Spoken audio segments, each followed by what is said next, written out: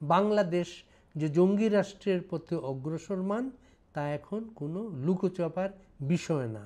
এই বাংলাদেশ এই ডক্টর ইউনূস সরকারের নেতৃত্বে এখন একটা জঙ্গি রাষ্ট্রের নানা মডেলে প্রবেশ করেছে। জঙ্গি সংগঠন বাংলাদেশের নিষিদ্ধ সংগঠন হিজবুত তাহরীরের সংগঠকদের একজন মাহফুজ আলম ইউনূস সরকারের উপদেষ্টাদের একজন। তাকে ইউনূস সরকার প্রফেসর ইউনূস নাম দিয়েছেন মাস্টার মাইন্ড, তাদের নেতা। এই মাস্টার মাইন্ডরাই ইউনূস সরকারের চাকরিদাতা, তাদেরকে ক্ষমতায় বসিয়েছে। এখন আবার ইউনূস সরকার বাংলাদেশ সরকারের সবচেয়ে স্পর্শকাতর যে পদ স্বরাষ্ট্র সচিব পদে পদায়ন করেছে নাসিমুল গনি নামের একজনকে, যাকে বলা হয় বাংলাদেশে হিজবুত তাহরীরের 3 সংগঠকের একজন, যাদের হাত দিয়ে এই জঙ্গি সংগঠন পথ চলা শুরু করেছিল বাংলাদেশে। এই নাসিমুল গনি ঢাকা বিশ্ববিদ্যালয়ে থাকতে 80-র দশকে হিজবুত তাহরীরের উদ্যোক্তাদের একজন বাংলাদেশে গোলাম মাওলার সাথে ঘনিষ্ঠ হন। এরপর 2000 সালে তারা এখানে একটা যুব সংগঠনের ব্যানারে এখানে কাজ শুরু করেন। নাসিমুল গনি সরকারের ভিতরে থাকার সুযোগগুলোকে কাজে লাগিয়ে এই জঙ্গি সংগঠনের অর্থ সংগ্রহ সহ নানা কাজ এগিয়ে নিয়ে গেছে। এই নাসিমুল গনি বিএনপি সরকারের আমলে স্পিকার জমির উদ্দিন সরকারের একান্ত সচিব ছিলেন। সেই স্পিকারের একান্ত সচিব এ ধরনের একটা অফিসকে ব্যবহার করে তিনি মূলত প্রসার ঘটিয়েছেন হিজবুত তাহরীরের। আওয়ামী লীগ ক্ষমতায় এসে হিজবুত তাহরীরকে জঙ্গি সংগঠন হিসাবে ঘোষণা দিয়ে এই সংগঠনকে নিষিদ্ধ করা হয়। নাসিমুল গনিকে করা হয় ওএসডি। আমলাতন্ত্র বাংলাদেশে এমন একটা বিষয়, তাদেরকে ওএসডি করা হয় কিন্তু চাকরিচ্যুত করা হয় না। এই প্রসেসের মাধ্যমে নাসিমুল গনি কিন্তু সরকারের ভিতরে রয়ে গিয়েছিলেন ওএসডি অবস্থায়, বেতন পেয়েছেন, সব কিছু পেয়েছেন, হয়তো একটা পদ ছিল না। সেই পদ তার আবার চলে এসেছে। সেই পদটা হচ্ছে বাংলাদেশ সরকারের স্বরাষ্ট্র সচিব। জুলাই আগস্ট ষড়যন্ত্রের পর বাংলাদেশে যখন 5ই আগস্ট ঘটল, সেদিনই ঢাকা বিশ্ববিদ্যালয়ের মতো একটা এলাকায় হিজবুত তাহরীরের মিছিল বের হলো। এই মিছিলই তখন প্রতিষ্ঠিত করে এর পিছনে আন্দোলনে যারা ছিল তারা অর্গানাইজ ছিল, তারা কবে কি করবে তা প্রতিষ্ঠিত ছিল।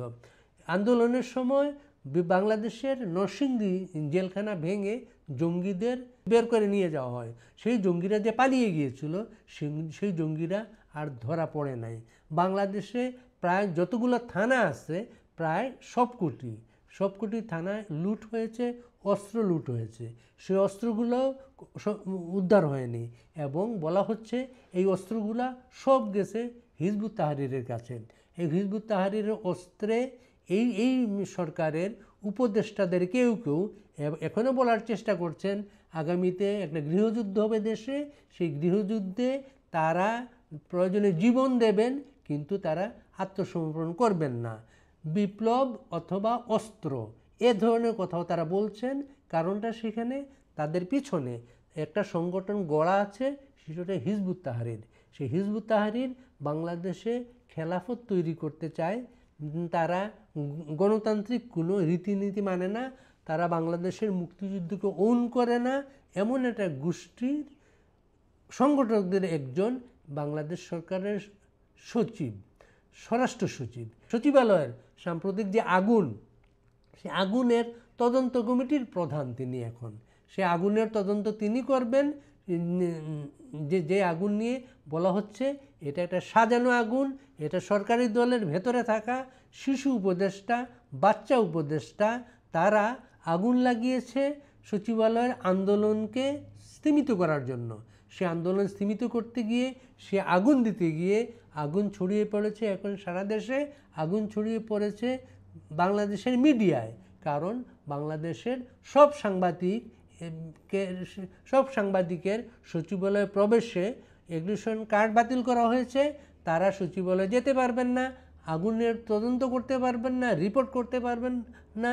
এমন একটা অস্থির সময় পার করছে বাংলাদেশে এমন অস্থির সময় আর কখনো দেখা যায়নি। বাংলাদেশ সরকারের এমন সাংবাদিক বিরোধী অ্যাটিটিউড এই প্রথম। সব সরকারের সাথে সাংবাদিকদের একটা দ্বন্দ্ব হয়, কিন্তু এই সরকার সরাসরি সাংবাদিকদের বিরুদ্ধে একটা যুদ্ধ ঘোষণা করেছে এবং ভীতসত সাংবাদিকরা এখনও পথে নামছেন না, এখনও তাদের কোনো মানববন্ধন কর্মসূচিতে দেখা যায়নি, তবে তারা সংগঠিত হচ্ছেন এবং এই সংগঠিত অবস্থা থেকে বাংলাদেশে কোন দিকে যাবে আর আগামী 2-3 দিনে স্পষ্ট হবে। কারণ বাংলাদেশে সাংবাদিকরা 13 দিন পত্রিকা বন্ধ রেখে তখন এরশাদের পতন নিশ্চিত করেছিলেন। ইউনূস সরকার তেমন একটা বিপর্যয়ের মুখে পড়ছে এবং জঙ্গি রাষ্ট্রের দিকে বাংলাদেশকে নিয়ে যেতে গিয়ে নিজেরাই নিজেদের সাজানো ফাঁদে পা দিয়েছে ইউনূস সরকার। সেই অবস্থা থেকে তাদের বেরিয়ে যাওয়ার এখন আর কোনো পথ নেই, তারা সেখানেই ধরা পড়বেন, সেটা সামনের সময় আরও স্পষ্ট করে তুলবে।